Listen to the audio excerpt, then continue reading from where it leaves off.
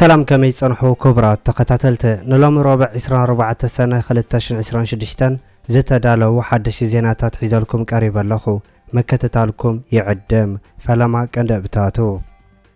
جنرال صارقان قبرتنسعي بزعبا إيرتران بريزنس سافورك زملك الزهبا مجلسن إيرترا حجوان بزعبا هاقرا قرقل زملك زوصوتو مجلس زملكتن سراي السودان حد كيلومتر أبزي ملأ أبتقادو بيتيبيا كبيد وقي أكايد كمزلو كمزقلسن إيرتراو بزي حقاو مسجار سبات كمز تخصصن زبلون كالين زحبر زرزر زيناتات حيزنا لكم قريبنا لنا نشانلنا سبسكرايب بمقبار كسامو داتا قتكاتلونا بخبرنا عدمكم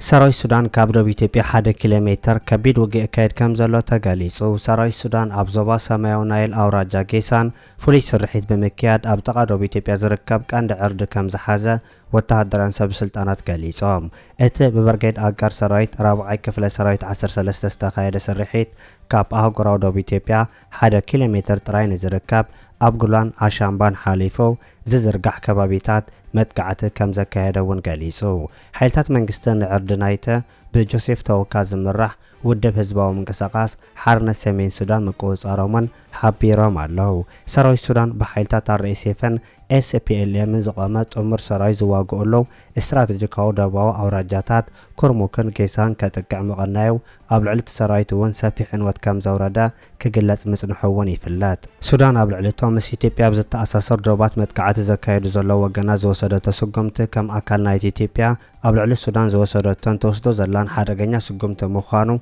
سودان تريبون سابسيبو إثيوبيا نانا الرئيسي في حيل بمحقازن بمعتاقن أبلعل ناي سودان سرايت قدعات كم زوردتن أبت خباب نصنح ميزان حيل كوينات كم صلواتو أبزق زون كي طرف إثيوبيا أبزوبا سمايو أباي نزنبرا كيدان لوجستيكاو دقاف تقبر كم زلون ناي سودان منقستي قلس كم زلو يذكر وتهدرو منشتات نسودان تريبون أبزهبو حبريتا سرايت مشارق تحيلتاتو من نتوم نسودان زعنو زلو حيلتات بمسعاب كساب حجي وشت إثيوبيا كتقعوا من كيدم سسوا مخانو من يقلصو لو مقلت سراي سودان كم زحبراون بركز زبالو كابو تهدرات الرئيسيف تماريخوم كم زلو سف زيبل بزح أسوارون تماريخوم زلو قليسو اتو تهدرو متقعت نت كقسقس صنحة ناي الرئيسيف حيل نمخلاف نتا كابور حمقابي جميرا بحابرو حيلتات الرئيسيفن SPLM أبتحت قوصرات يزلا استراتيجيكايت كتما كورموك داغماين محز علم مخانوان ينقر الله كورموكن جيسان كاب إيد دامازن 150 كيلومترن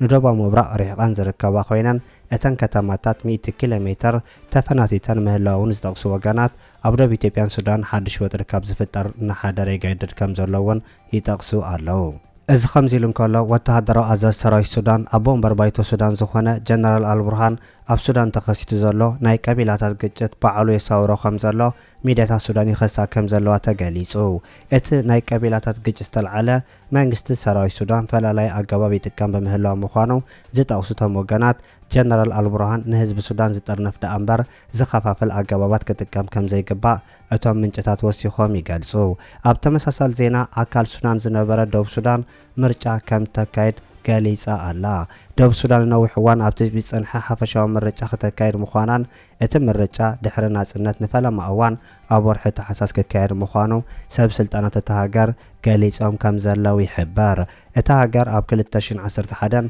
ناسنتا كابت اوجن دحار مرجع كم زي كادتن بريزنس سالفاكير ن 15 عامتات أب سلطان كم زلون كحبر صنيحون اللون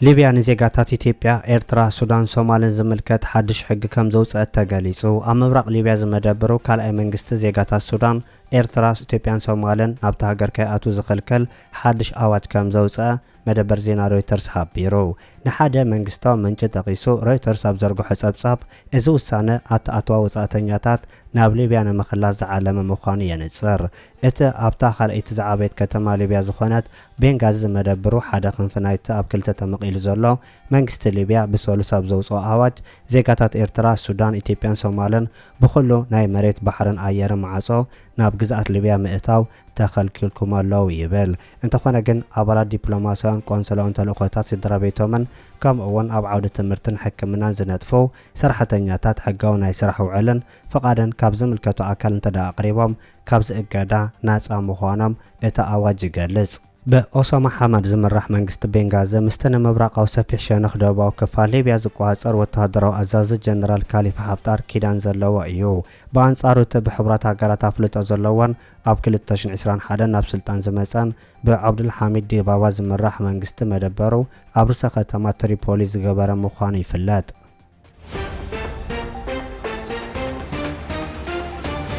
ኤርትራው ብምስጋር ደቂ ሰባት ከም ዝተኸሰሰ ተገሊጹ። ወዲ 24 ዓመት ኤርትራው እድሪስ ዓብዱ ብዘይ ሕጋዊ መንገዲ ካብ ፈረንሳ ናብ ዓዲ እንግሊዝ ሰባት ብምስጋር ከም ዝተኸሰሰን ነቲ ዝቐረበሉ ክልተ ክስታት ከም ዝነፀጎ እውን ተገሊጹ። ኣብ መጓዓዝያ ባሕሪ ጀልባ እናዘወረ ብመትረብ እንግሊዝ ብምሕላፍ ናብ ዓዲ እንግሊዝ ሰባት ከም ዘሰጋገረ ዝተኸሰሰ እቲ ኤርትራው ምስ ሕጊ ኢሚግሬሽን ዝተኣሳሰሩ ንዝቐረበሉ ክልተ ገበናት ከም ዝነፀጎም እውን ተሓቢሩ። ብራድፎርድ ኣብ ዝበሃል ከተማ ዝነበር እቲ ኤርትራው ኣብ ላዕለዋይ ቤት ፍርድታ ከተማ ቀሪቡ ገበነኛ ከም ዘይኮነ ቃል መሃቦን ዝሃቦ ቃል ኣብ ቅድሚ ሕጊ ቅቡል ክኸውን ከይከውን ብሕጂ ዝረአ ምዃኑ እውን ይግለጽ ኣሎ።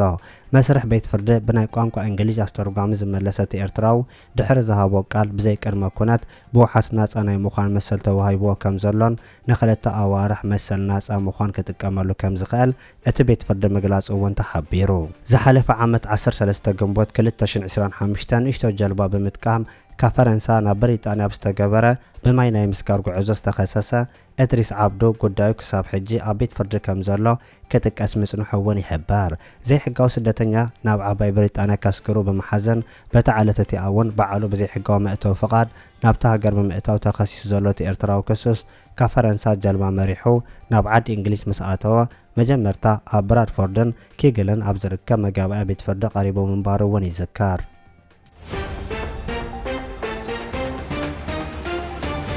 ካብ ምጽዋ ክሳብ ዶብ ሱዳን ጽርግያ ይስራሕ ከም ዘሎ ተገሊጹ። ኣብ ኤርትራ ካብ ወደባይት ከተማ ምጽዋ ናብ ከተማ ተሰነ ዝዝርጋሕ ነዊሕ ጽርግያ ንምህናጽ መጽናዕቲ ይግበር ከም ዘሎ ተገሊጹ። እቲ ብሓገዝ ልምዓት ኣፍሪቃ ዝካየድ ዘሎ ህንጸት መደብ ምብጋሱ ኣብ ዝነገረሉ ዘሎ እዋን እቲ ፕሮጀክት ሓደ ካብ ዓበይቲ ፕሮጀክታት ወደባት ምዃኑ እውን ይንገር ኣሎ። እቲ ናይ ጽርግያን መሰረተ ልምዓትን ገምገም ባሕሪ ምዃኑ ዝሕበር ፕሮጀክት ኣብ ምሕያል ንግዲ ባሕርን ዶባት ሱዳንን ዓብ ዝላ ክህልዎ ከም ዝኽእል እውን ብተወሳኺ ይሕበር። ኣብ መንጎ መንግስቲ ኤርትራን ባንኪ ልምዓት ኣፍሪቃን ፓን መስመር ወደባይት ከተማ ባጽዕን ተሰነን ዘራኸብ መስመር ገምገም ባሕርን ካልኦት ንቁጠባዊ ምዕባለ ኤርትራ ዝሕግዙ ጽላታትን ንምስራሕ ዘኽእል ገንዘባዊ ሓገዝ ክግበር ምስ መንግስቲ ኤርትራ ከም ተሰማምዑ ኣፍሊጡ ኣሎ።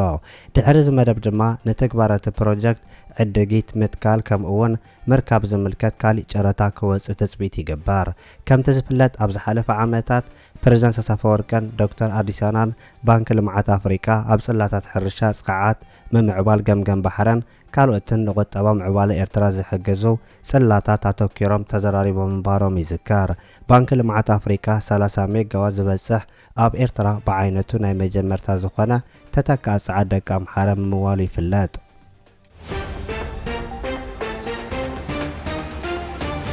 ኣብ ምርጫ ኢትዮጵያ 7 መናብር ዝረኸበ ጥምረት ናብ ቤት ምኽሪ ከም ዘይኣቱ ኣፍሊጡ 5 ፖለቲካዊ ውድባት ዝሓቆፈ ምትሕባር ንሓድነት ኢትዮጵያ ዝበሃል ጥምር ውድብ ኣብ ዝሓለፈ ምርጫ ዝረኸቦ መናብር ከም ዘይቅበልን ናብ ፓርላማ ከም ዘይኣቱ እውን ገሊጹ። እቲ ጥምረት ቅድሚ ሕጂ ኣቐሚጥዎ ዝነበረ ቅድመ ኩነት እንተደኣ ተማሊኡ ኣባላቱ ናብ ሃገራዊ ባይቶ ንኽኣትዉ ኣብ ግምት ከም ዝኣቱ ገሊጹ። ዛጊድ እቲ ቅድመ ኩነት ከም ዘይተማልአ ብምግላጽ ካብቲ ምርጫ ከም ዝወፅእ ብተደጋጋሚ ኣፍሊጡ ከምኡውን ድሕሪ 2 መዓልቲ እቲ ምርጫ ዋላ እንተተዓወተ ናብ ባይቶ ከም ዘይኣቱ ኣፍሊጡ ነይሩ። ብመሰረት እቲ ብ14 ሰነ 2018 ብሃገራዊ ቦርድ ምርጫ ዝተገለጸ ውፅኢት መበል 7ይ ሓፈሻዊ ምርጫ ጥምረት ንሓድነት ኢትዮጵያ 2 መናብር ባይቶ ወከልቲ ህዝብን 5 መናብር ቤት ምኽሪ ክልል ተዓዊቱ እዩ። ኣብ ምርጫ 2026 ኣብ ክልላት ኣዲስ ኣበባ ኣምሓራን ማእከላይ ኢትዮጵያ ብድምር 7 መናብር ዝረኸበ ጥምረት ውድባት ነቲ ኸይዲ ብምኹናን ኣብ መርገጺኡ ከም ጸንዐ ሓላፈ ርክብ ህዝቢ ኣቶ ጌትነት ወርቁ ንቢቢሲ ሓቢሩ። ነቲ ዝተኻየደ ምርጫ ጨረባ ወይ ከዓ ዋና ዘይብሉ ክብል ዘነኣሶ እቲ ጥምረት ነቲ ኣዝዩ ዝተሓላለኸ ጸገማት ሃገርና ናብ ካሊእ ዝኸፍአ ጫፍ ካብ ምውሳድ ሓሊፉ ዲሞክራሲ ዘስፍን ኣይኮነን ክብል ነቒፉ። እቲ ጥምረት ስእነት ሰላምን ጸጥታን ከምኡውን ጸቢብ ፖለቲካዊ ሃዋህው ከም ቀንዲ ጠንቅታት ጠቒሱ። እዚ ከምዚ ኢሉ እንከሎ ኣብ ኢትዮጵያ ድሕሪ ዝተኻየደ መበል 7ይ ሃገራዊ ምርጫ ቀዳማይ ሚኒስትር ኢትዮጵያ ኣብይ ኣሕመድ ዝመርሖ ሰልፊ ብልጽግና ከም ዝተዓወተ ክሕበር እንከሎ ኣብ ክልል ኣምሓራ ዝርከቡ ሚሊሻታት ፋኖን ኣብ ኦሮምያ ዝንቀሳቐስ ሰራዊት ሓርነት ኦሮሞ ነቲ ምርጫን ውጽኢቱን ከም ዘይቅበልዎ ገሊጾም ኣብታ ንኽልተ ዓመታት ኩናት ዝተኻየደላ ክልል ትግራይ ምርጫ ከም ዘይተኻየደን ኣብታ 38 ማእከላት ምርጫ ዝሓዘትን 6 ሚልዮን ነበርቲ ዘለዋ ክልል ህዝቢ ሙሉእ ብሙሉእ ተገሊሉ ኣብ ዘለወሉ እዋን ዳግም ኩናት ክለዓል ከም ዝኽእል ምንጭታት ናይቲ ክልል ይገልጹ።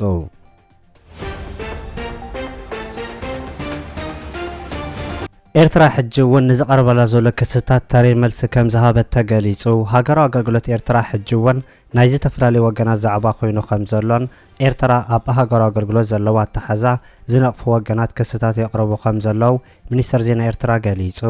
እቶም ንሃገራዊ ኣገልግሎት ኤርትራ ዝነቕፉ ዘለዉ ወገናት መቐጸልታ ናይቲ ክገብርዎ ዝጸንሑ ናይ ጸለመ ንጥፈታት ምዃኑ ብምጥቃስ እቶም ወገናት ረብሓታቶም ጥራይ ከም ዘገድሶም ጠቒሱሎ መንግስቲ ኤርትራ ሰራዊት ናይ ምፍናው ተመክሮ ከም ዘለዎ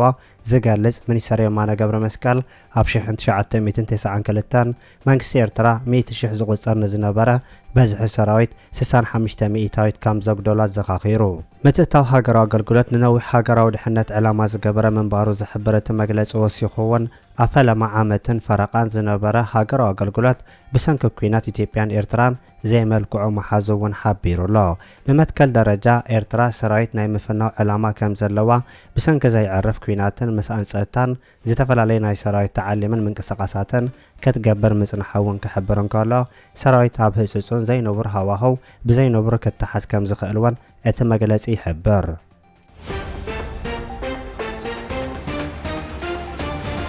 ጀነራል ጻድቃን ገብረትንሳኤ መጻወቲ ኢሳያስ ንኸውን ኣለና ክብል ተዛሪቡ ምክትል ፕሬዝዳንት ክልል ትግራይ ዝነበረን ጠቅላሊ ኢታማዦር ሹም ሰራዊት ኢትዮጵያ ዝነበረ ጀነራል ጻድቃን ገብረትንሳኤ ትማል ኣብ ዝሃቦ ሰፊሕ ቃለ መሕተት ኣብዚ ሕጂ እዋን ኣብ ትግራይ ተኣውጁ ዘሎ ግድድ ወተሃደራዊ ገፋን ህልው ኩነታት ትግራይን ናይ ኢሳያስ መጻወቲ ይገብረና ኣሎ ዝበለ ኮይኑ ጀነራል ጻድቃን ኣብ ትግራይ ኣብ ስልጣን ኣብ ዝነበረሉ እዋን ኣብ ኣኼባ ምስ ሻዕብያ ዝግበር ዘሎ ርክብ ምዝለዓል ገጽ ኢሳያስ ክርኢ ከም ዘይደለ ምስ ሻዕብያ ዝግበር ርክብ ክቃወም ጸኒሐ ኢሉ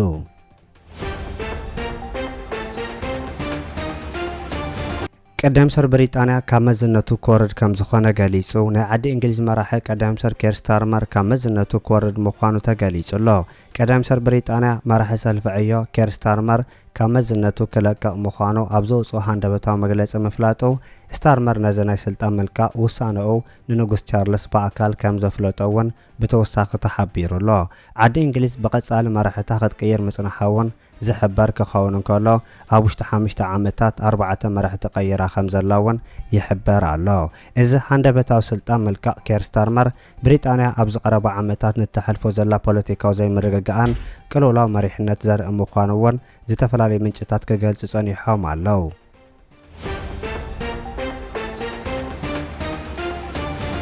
ክቡራት ተኸታተልቲ ንሎም ዝተዳለወ ዜና ነዚ ይመስል ኣብ ዝቕጽሉ ዝፍነው ዜናታት በቐዳምነት ክበጽሐኩም ሳብስክራይብ ዘይገበርኩም ሳብስክራይብ ንኽትገብሩ ብኸብሪ ንዕድመኩም።